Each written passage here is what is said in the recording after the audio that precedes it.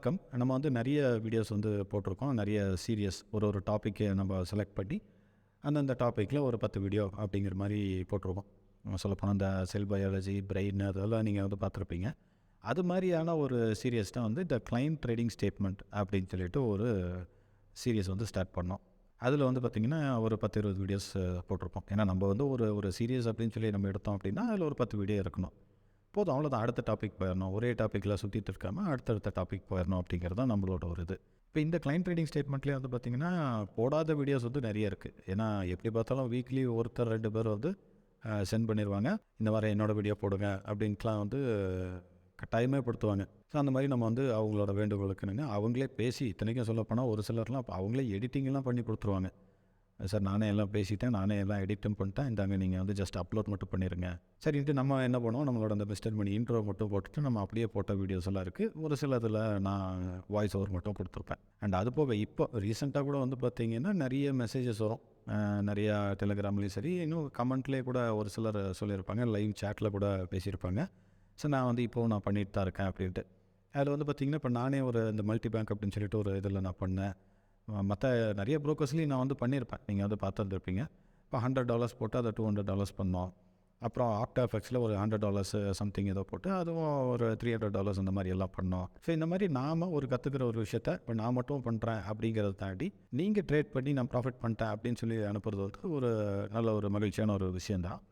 இப்போ கூட அனுப்பிச்சிட்ருப்பாங்க. இப்போ நான் சொன்ன மாதிரி கமெண்ட்டில், லைவில் எல்லாம் வந்து சொல்கிறவங்க இருக்காங்க. அண்ட் அவங்க மென்ஷன் பண்ணுற அந்த ப்ராஃபிட்டு அதெல்லாம் வந்து பார்த்திங்கன்னா நம்ம இந்த நீங்கள் பார்த்துட்ருக்குற இப்போ இந்த கிளைண்ட் ட்ரேடிங் ஸ்டேட்மெண்ட்டு இதெல்லாம் நேரம் கிடைக்கும்போது ஃபுல்லாக பாருங்கள், பார்க்காதவங்க.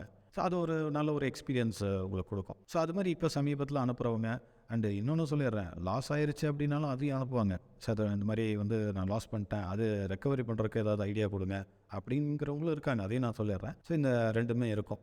ஒரு சிலர் வந்து நம்ம வந்து கரெக்ட் பண்ணி, இல்லை இந்த மாதிரி லாட் சைஸ் போடுங்க, இந்த மாதிரி இது பண்ணுங்கள், இந்த மாதிரி அதை பண்ணுங்க அப்படின்னு சொல்லிட்டு அந்த மாதிரி இப்போ சமீபத்தில் வந்து பார்த்திங்கன்னா இப்போ இந்த $100 $200 ப்ராஃபிட் பண்ணிட்டேன், $300 ப்ராஃபிட் பண்ணிட்டேன்னு சொல்லி நிறைய அனுப்புகிறாங்க.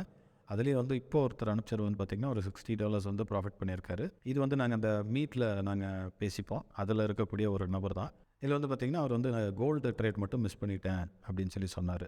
ஸோ அது இல்லாமையே வந்து $60 அப்படின்னா ஒருவேளை கோல்டு பண்ணியிருந்தாருன்னா இன்னும் அது நல்லாவே ப்ராஃபிட் பண்ணியிருந்திருக்கலாம். ஓகே.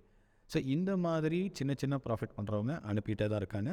இப்போ இந்த வீடியோ பார்க்குற நீங்களும் இந்த மாதிரி உங்களோட எக்ஸ்பீரியன்ஸை வந்து ஷேர் பண்ணணும் அப்படின்னா தாராளமாக நீங்கள் வந்து ரெக்கார்ட் பண்ணி இந்த கிளைண்ட் ட்ரேடிங் ஸ்டேட்மெண்ட்லாம் பார்த்தீங்க இல்லையா, அதே மாதிரி கூட எனக்கு பண்ணி அனுப்புங்க. ஓகே, இதெல்லாம் ஒரு பக்கம் இருக்கட்டும்.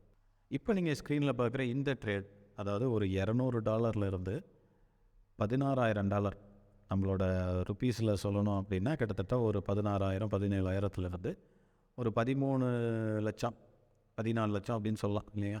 கிட்டத்தட்ட ஒரு 14 லட்சம் ரூபா எங்கேங்க 15,000 டு 15 லட்சம் அப்படின்னு கூட சொல்லலாம். ஸோ அந்தளவுக்கு ஒரு பொட்டன்ஷியல் இருக்கக்கூடியது தான் இந்த ட்ரேடிங் அப்படிங்கிறது. ட்ரேடிங்னா நீங்கள் எந்த ட்ரேடிங் வேணால் எடுத்துக்கங்க, ஆப்ஷன் ட்ரேடிங் எடுத்துக்கங்க, இல்லை வாட் எவர். பொதுவாக சொல்லப்போனால் சோயாபீன்ஸில் வந்து ப்ராஃபிட் பண்ணவரையும் நம்ம வந்து பார்த்துட்டோம், காட்டனில் ப்ராஃபிட் பண்ணவரையும் பார்த்துட்டோம், ஸ்டாக்ஸில் வந்து பண்ணேன் நான் டெய்லி 1% தான் பண்ணுவேன் அப்படிங்கிற வரையும் நம்ம வந்து பார்த்துருக்கோம். அதெல்லாம் நம்ம வந்து வீடியோஸ் நம்ம வந்து போட்டிருக்கோம் இல்லைங்களா. ஸோ அந்த மாதிரி ட்ரேடிங் அப்படிங்கிறதுக்கு வந்து ஒரு பவர் இருக்குது. ஆனால் இந்தளவுக்கு இருக்குமா அப்படிங்கிறது வந்து பார்த்திங்கன்னா இது வந்து அந்தளவுக்கு ஒரு ப்ராக்டிஸ் வேணும், நம்ம கான்சன்ட்ரேட் பண்ணணும். இது வந்து லக்கு அப்படின்லாம் சொல்லிட முடியாது. ஏன்னா இந்த ஸ்க்ரீன் ரெக்கார்டிங் இப்போ நீங்கள் பார்த்துட்ருக்குறீங்க இல்லைங்களா, இந்த நபர் வர புதன்கிழமை, ஏன்னா அவருக்கு வந்து புதன்கிழமை தான் லீவ் அப்படின்னு சொல்லி சொன்னார். அவர் ஒரு யூரோப் கண்ட்ரியில் ஒர்க் பண்ணிட்டுருக்காரு.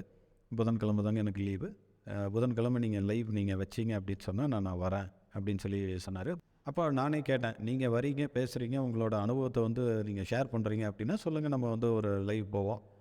லைவ் என்னங்க, அது என்ன நம்ம நினச்சா போக வேண்டுதா அப்படின்னு சொல்லி சொன்னேன் நான். சரி, கண்டிப்பாக நான் வந்து புதன்கிழமை நான் வரேன், நம்ம வந்து பேசுவோம், இந்த ட்ரேட் நான் எப்படி பண்ணேன், இது வந்து யார் வேணால் பண்ணலாம். இதில் இன்னும் சொல்லப்போனால் அவர் வந்து ஒரு தனி சேனல்லாம் வச்சுருக்காரு, வீடியோஸ் எல்லாம் வந்து போட்டுட்ருக்காரு. அதெல்லாமே நான் சொல்கிறேன். அதெல்லாமே நம்ம வந்து அது அவர் யார், எந்த புரோக்கரில் பண்ணார், என்ன மெத்தட் யூஸ் பண்ணார் அப்படிங்கிறதெல்லாம் வந்து நம்ம புதன்கிழமை வந்து பேசுவோம். இதில் இவர் யார், என்ன பண்ணார் அப்படிங்கிறதெல்லாம் விட்டுருங்க. அந்த மெத்தட்னு இருக்க பாருங்க, அந்த அந்த ஸ்ட்ராட்டஜி, அது இப்படி இன்றைக்கி சொல்லிக் கொடுத்தா நாளைக்கு பண்ணிடலாங்கிறது மட்டும் நினச்சிடாதீங்க. இது வந்து நீங்கள் எந்த ஸ்ட்ராட்டஜியாக இருந்தாலும் நம்ம வந்து ப்ராக்டிஸ் பண்ணணும். ஆனால் இதில் தெரிஞ்சிக்க வேண்டிய ஒரு விஷயம் என்னென்னா, அன்றைக்கி கூட ஒருத்தர் வந்து எனக்கு வாட்ஸ்அப்பில் இது பண்ணார், $100 நான் வந்து டெபாசிட் பண்ண சொன்னேன். அவர் உடனே $100 வச்சு நான் என்ன செய்கிறது, $100 போட்டு எப்படி என்றைக்கு ப்ராஃபிட் பண்ணி அது என்றைக்கு அப்படின்ட்டுலாம் வந்து பேசினார். பட் தெரியாது அவங்களுக்கெல்லாம் பாவம் ட்ரேடிங்னு என்னன்னே தெரியாது. இன்னும் சொல்லப்போனால் நம்மளோட பழைய வீடியோஸ் எல்லாம் இப்போ நீங்கள் பார்த்தீங்களா, அந்த கிளைண்ட் ட்ரேடிங் ஸ்டேட்மெண்ட்டோட வீடியோஸ் எல்லாம் நீங்கள் பார்த்தீங்கன்னா உங்களுக்கு தெரியும். ஸோ எந்த மாதிரியான ட்ரேடர்ஸ் எல்லாம் நம்மகிட்ட இருந்திருக்கிறாங்க அப்படின்னு சொல்லிட்டு. இப்போ இவரே நீங்கள் எடுத்துக்கிட்டிங்கன்னா இவரெல்லாம் 2 வருஷத்துக்கு முன்னாடி இருந்து நம்மளை ஃபாலோ பண்ணுறாரு. 2 வருஷமோ 3 வருஷமாக இருக்கும் அப்படின்னு நினைக்கிறேன். இது வந்து நான் அவரோட கமெண்ட் ஏதாவது ஒன்று பார்க்கலாம் அப்படிங்கும்போது வந்து பார்த்திங்கன்னா 2 வருஷத்துக்கு முன்னாடி ஒரு கமெண்ட் ஒன்று பண்ணியிருந்தார். நான் அவரோட ஃபோட்டோவும் சரி அவரோட நேமும் நான் ஹைட் பண்ணிடுறேன். இதெல்லாமே நான் உங்களுக்கு புதன்கிழமை நான் சொல்கிறேன் யார் என்ன அப்படின்ட்டு.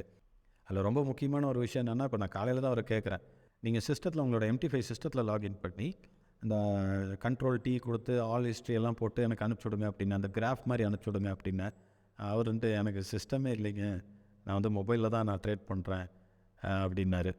நீங்கள் உடனே எப்படி நினைக்காதீங்க, என்னடா இவ்வளோ சம்பாதிக்கிறாங்க ஒரு சிஸ்டம் வாங்குற கூட வழி இல்லையா, அந்த மாதிரிலாம் நினைக்காதீங்க. அவர் வந்து ஒரு இன்னொரு பக்கம் ஒர்க் பண்ணிகிட்ருக்காரு. அப்படியெல்லாம் நம்ம போய் ஒரு ஆஃபீஸில் கம்ப்யூட்டர்லாம் வச்சு உட்காந்து இப்படி நான் ட்ரேட் பண்ணுறேங்க அப்படின்னா அப்படியெல்லாம் சொல்ல முடியாதுங்க. அப்படி சொன்னால் சரிப்பா நீ அப்படியே கிளம்பிடு, இப்போ வீட்டிலேயே உட்காந்து நீ ட்ரேட் பண்ணு அப்படின்ட்டுருவாங்க.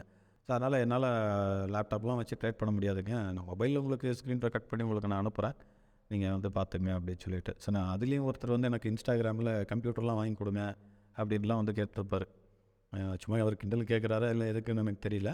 இந்த மாதிரி பழைய ஒரு வீடியோவில் கூட நான் ஒரு 5 பாயிண்ட்ஸ் அந்த மாதிரி சம்திங் ஏதோ நான் பேசியிருந்திருப்பேன்.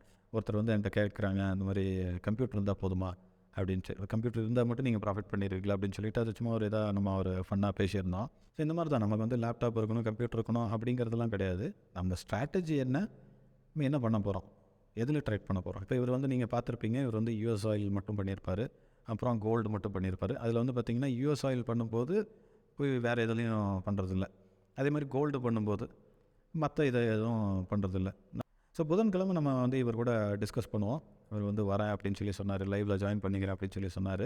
என்ன டைம் அப்படிங்கிறத மட்டும் நான் இந்த டெலிகிராமில் நான் அப்டேட் பண்ணுறேன். மோஸ்ட்லி நான் டியூஸ்டே நான் அப்டேட் பண்ணிடுறேன். இதில் வந்து நீங்கள் ஜாயின் பண்ணிக்கங்க. சரிங்க, இந்த நண்பரை பற்றின இன்னும் சில விஷயங்கள் நான் வந்து அவர் என்ன சேனல் வச்சுருக்காரு, யார் என்ன அப்படிங்கிற டீட்டெயில்ஸ் எல்லாம் நான் அடுத்தடுத்து நான் தரேன். மெயினாக இப்போ தராது காரணம் என்னென்னா, ஒருவேளை நீங்கள் அவரை வாட்ஸ்அப்லேயோ அல்லது டெலிகிராம்லேயோ அவரை போய்ட்டு பிங் பண்ணிங்க அப்படின்னா அவர் இன்னொரு பக்கம் ஒர்க் பண்ணிருக்காரு. என்கிட்ட சொன்னார், இல்லைங்க நான் வந்து இந்த வேலையை விடுறதுக்கு ரொம்ப நாளாக ட்ரை பண்ணிகிட்ருக்கேன், பட் ஒரு கேபிட்டல் சேரணும், ஒரு பேக்கப் இருக்கணும், இன்கேஸ் நான் நாளைக்கு வந்து ஏதாவது ஒரு பிரச்சனை ஆகிட்டா கூட அடுத்த ஒரு வருஷம் 2 வருஷத்துக்கு நான் ஒரு பேக்கப்போடு இருக்கணும் அப்படின்னு அவர் உங்கள்கிட்டருந்து நான் நிறைய கற்றுக்கிட்டேங்க அப்படின்னாரு. சரி, அவர் எதை சொல்கிறாரு அப்படிங்கிறத நானும் புரிஞ்சுக்கிட்டேன். எல்லாமே ஒரு அனுபவ பகிர்தல் தானே. ஸோ அந்த மாதிரி நீங்களும் உங்கள் அனுபவத்தை வந்து பகிருங்க. நம்மளும் அப்பப்போ நேரம் கிடைக்கும்போது இந்த மாதிரியான வீடியோஸ் வந்து நம்ம போடுறோம். சரிங்க, அடுத்த வீடியோவில் சந்திப்போம். நன்றி, வணக்கம்.